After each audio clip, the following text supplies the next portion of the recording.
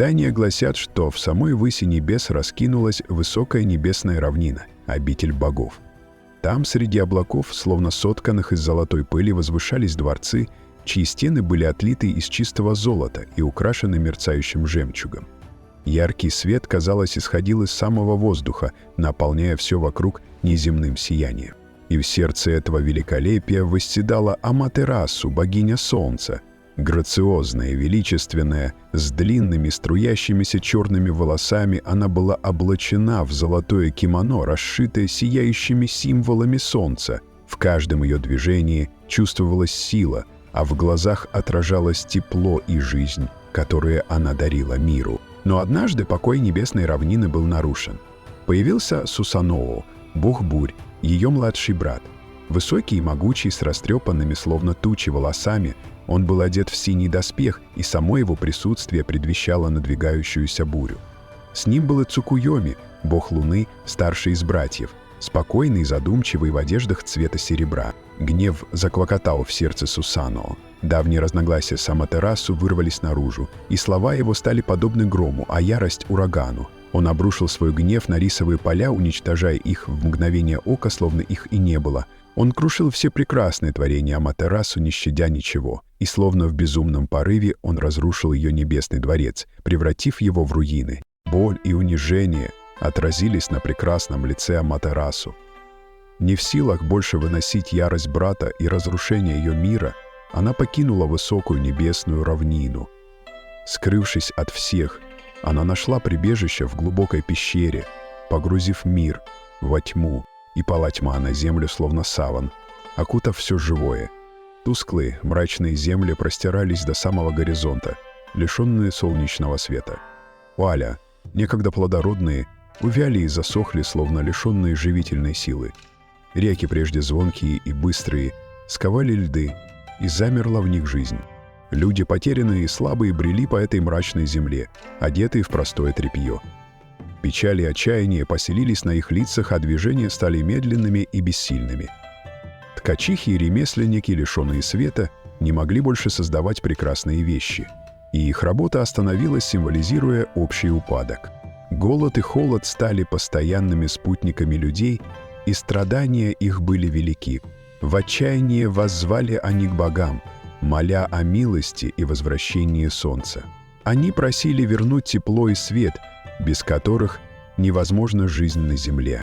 Глубоко в недрах земли, куда не проникал ни один луч света, среди переплетенных корней древних деревьев, чьи ветви тянулись к небу, словно молящие руки, зиял вход в пещеру Аматерасу. Мрак царил внутри, густой и непроглядный, и лишь слабое, приглушенное сияние исходило от самой богини, словно тлеющий уголек в ночи. Сидела Аматерасу у входа, закутавшись в свои одежды, словно пытаясь защититься не только от холода, но и от боли, что терзало ее сердце. Сияние ее, некогда яркое и животворное, почти угасло, и лишь печаль отражалась в ее прекрасных глазах. Она смотрела в темноту, и в темноте этой видела отражение не только внешнего мира, огруженного во тьму, но и тьму в своей душе. Размышляла она о несправедливости, о том, как легко и бессмысленно был разрушен ее труд, о мире, который, казалось, не ценил ее свет, принимая его как должное. Обида и горечь переполняли ее, словно ядовитые змеи, обвивающие ее сердце. Она вспоминала радость, которую дарила миру, тепло, которое согревало все живое, и теперь все это казалось таким далеким, таким потерянным.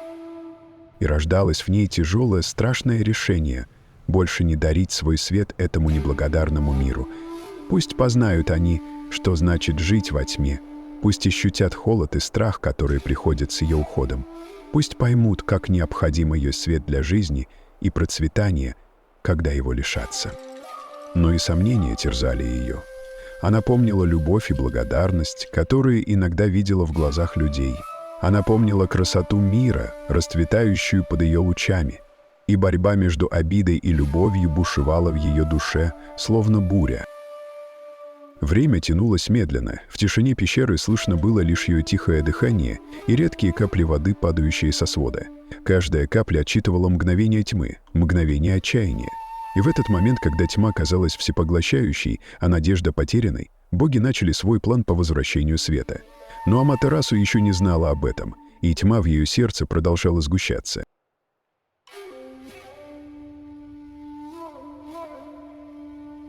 Собрались боги на совет под открытым небом. Тревога и смятение отражались на их лицах. Тьма, окутавшая мир, грозила не только людям, но и им самим. Нужно было вернуть Аматерасу, вернуть свет. Выступил тогда Амаикане, бог мудрости, старейший и мудрейший среди них. С седыми, как зимний иней, волосами и бородой, одетый в одежды белые, как первый снег, он предложил план, как выманить Аматерасу из ее добровольного заточения. И Ами-но-Удзуме, богиня танцев и веселья, должна была сыграть в этом плане ключевую роль. Юная и жизнерадостная, с ярким, словно цветок, лицом, она облачилась в красное кимоно, украшенное узорами танцующих журавлей.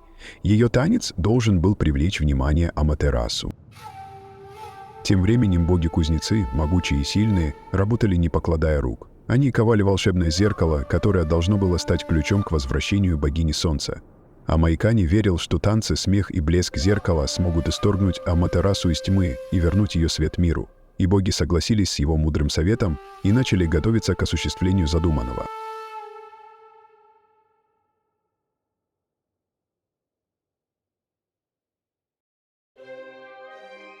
Расцвела поляна перед мрачным входом в пещеру, боги украсили ее гирляндами из ярких цветов, словно пытаясь вернуть краски в этот лишенный света мир.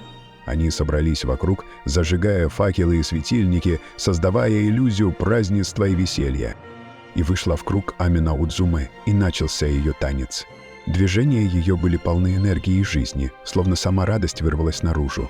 Одежда ее развивалась, словно языки пламени, и каждый ее жест был полон грации и очарования. Другие боги хлопали в ладоши, раздавался смех и веселые возгласы. Они притворялись, будто нашли нового, еще более яркого и прекрасного бога солнца, чтобы вызвать ревность Аматерасу. И из мрака пещеры, привлеченная шумом и светом, наблюдала за этим представлением Аматерасу. Освещен факелами вход в темную пещеру. И вот на ветви цветущей сакуры воссияло волшебное зеркало, отражая пламя огня. И в этот миг, медленно и величественно, вышла из пещеры Аматерасу. Отразился ее прекрасный лик в зеркале, и в тот же миг тьма начала отступать, уступая место свету. Появился и Сусанао, преисполненный глубокого раскаяния, и молил он о прощении за свой гнев и разрушение. Завороженная шумом, светом и отражением собственной красоты, Аматерасу сделала шаг вперед. И в этот миг другие боги запечатали вход в пещеру, чтобы не смогла она вернуться во тьму. И снова мир наполнился светом и простила Аматерасу своего брата Сусаноа, но потребовала, чтобы искупил он свою вину добрыми делами. И вот она, последняя картина этой легенды. Вновь расцвела зелень на земле, зацвели поля, засверкали реки, и ликуют люди, радуясь возвращению солнца. Аматерасу, величественная и прекрасная, парит в вышине небес, излучая свет и тепло на весь мир. А Сусанао стоит на земле, помогая людям и восстанавливая разрушенное в знак своего раскаяния. И поклялась богиня больше никогда не покидать этот мир, ибо увидела она, сколь необходим ее свет для жизни и процветания.